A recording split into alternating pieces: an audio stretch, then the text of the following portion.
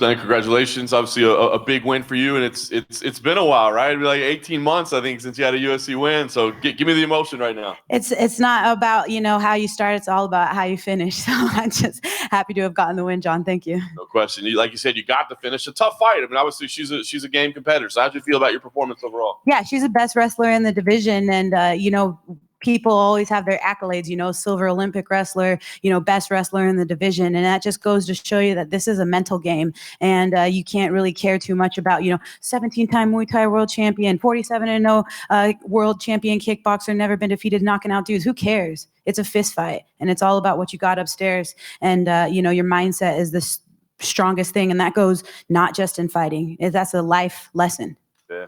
Kind of a modified finish that you got there. Is that a technique that you work, or is it something you kind of made up on the fly with the adjustment on the grip? Man, I was expecting her to be shooting on the right hip, and so she shot on the left, and so I was, practicing rear naked chokes on the right side, but then she came in on the left, and I had to change it on the fly. So I was actually pretty shocked, but a win's a win, and I'm happy to have gotten the finish, especially a stoppage like that. So I'm happy. What's the stretch been like for you, right? I mean, you've had layoffs and injuries and family stuff and everything going on. So what's this been like for you? Yeah, it's crazy. There's more to life than fighting inside the octagon. You got to, enjoy life, and life is all about experiences. Of course, I'm happy to have had my baby. I don't think that, any belt is bigger than the prize that I won by having my daughter. I think she's the absolute biggest joy and the most proud thing in my life, that, the biggest accomplishment that I've ever had. So with that being said, of course you have to take a layoff for having a baby. And then the injuries have also kept me away for a while, but I wasn't injured after fighting Jermaine. I got back into the fight right away into fight camp, and I'm not injured now, and I'm ready to go. I'm ready to stay here on Fight Island and fight Amanda if Megan can't make it. Fantastic. Yeah, last thing I want to ask you about, Amanda kind of chirped back on Twitter already. She's like, hey, I don't know. So why are you the right fight? Why are you the one to fight? Well, first off, when she fought Miesha Tate at UFC 200, I had just beat Kat Zingano, and Kat Zingano had just stopped Amanda Nunes. So Amanda said she would fight me, and then she went and fought, Ronda Rousey. And then, of course, I was going to wait and bench myself, but then I got, strongholded into fighting Valentina.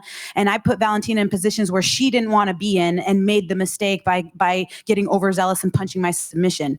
Same thing with world champion Jermaine Durandiman. I put her in a position that she didn't want to be in, and I screwed myself by not pulling her off the fence more and thinking I was caught in a regular guillotine.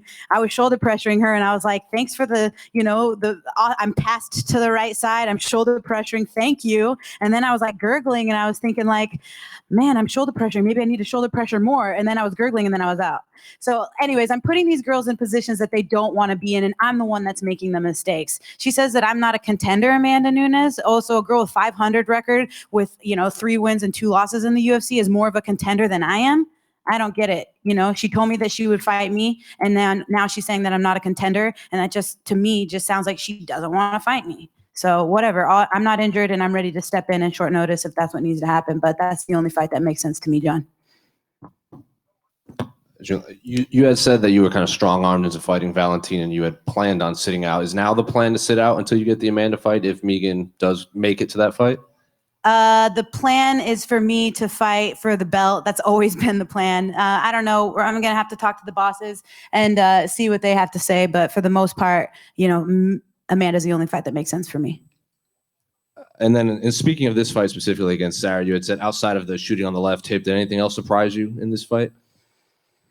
No, of course, you want to be ready for the takedown. So I'm a little bit disappointed that I didn't sprawl the first time that I got taken down. I'm like, frick, I should have sprawled more. But, I was expecting to get taken down at least at some point in the fight. She is a silver Olympic wrestler for a reason. She's good at wrestling. She's good at what she does. But the most important thing is to not get deterred, be cool, calm, and collected, and to keep moving. If you're on your back, if you're on your feet, wherever the fight goes, you need to keep active and keep moving no matter what. And then she's been submitted a few times in the UFC career. Was the blueprint out there for you if you did get in specific positions after watching her last fights? I definitely think that, watching some of her fights, when the fight goes her way and she's in control, she's a nightmare. When the fight doesn't go her way and she's not in control, she'll quit. So I think that was definitely something that I had in the back of my mind.